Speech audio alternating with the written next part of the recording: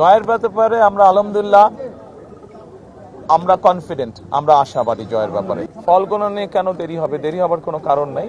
নির্বাচন যদি সুষ্ঠু, নির্বাচন যদি নিরপেক্ষ হয়, নির্বাচন যদি বিতর্কিতহীন হয়, তাহলে অবশ্যই কেন মেনে নিব না? সব দলই আমরা মেনে নেব। আমরা অন্তত এতটুকু অবশ্যই আসন প্রত্যাশা করছি যেখানে আমরা খুব সুন্দরভাবে দেশ পরিচালনা করতে সক্ষম হব। আপনারা যারা সংবাদ মাধ্যম আছেন, আপনাদের বিভিন্ন খবরগুলো আমি দেখছিলাম, আপনাদের খবরেই দেখলাম আমি যে বিভিন্ন জায়গায় এখনো কিছু অপ্রত্যাশিত ঘটনা ঘটছে। কোন একটি রাজনৈতিক দল এখনো কিছু অপ্রত্যাশিত ঘটনা তারা বারংবার ঘটিয়ে যাচ্ছে। কাজে আমরা চাই না যে এসব ঘটনা ঘটুক।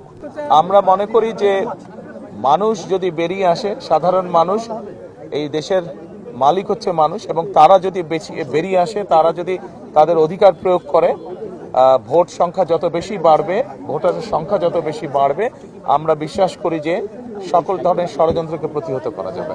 ফল গণনা কেন দেরি হবে? দেরি হবার কোনো কারণ নাই। ভোট দিয়ে এসছে, তার ফল তারা দ্রুতই চাইবে। আমরা আশা করব যে নির্বাচন কমিশন চেষ্টা করবে যাতে দেশের মানুষ দ্রুত তার ভোট প্রদানের যে ফল সেটা তার মানুষকে সামনে উপস্থাপন করবে। দেখুন, আমরা 91 সালে দেখেছি নির্বাচন, আমরা 96 সালে দেখেছি, 2001 সালে আমরা নিরপেক্ষ নির্বাচন দেখেছি। স্বাভাবিক একটি তো সাধারণ টাইম ফ্রেম তো আছেই। আমরা প্রত্যাশা করব যে সেই টাইম ফ্রেমের মধ্যেই জনগণ রেজাল্ট জানতে পারবে। নির্বাচন যদি সুষ্ঠু, নির্বাচন যদি নিরপেক্ষ হয়, নির্বাচন যদি বিতর্কিতহীন হয়, তাহলে অবশ্যই কেন মেনে নেব না? সব দলই আমরা মেনে নেব। কিন্তু অবশ্যই এখানে একটি শর্ত আছে যে নির্বাচন নিরপেক্ষ হতে হবে, নির্বাচন শান্তিপূর্ণ হতে হবে।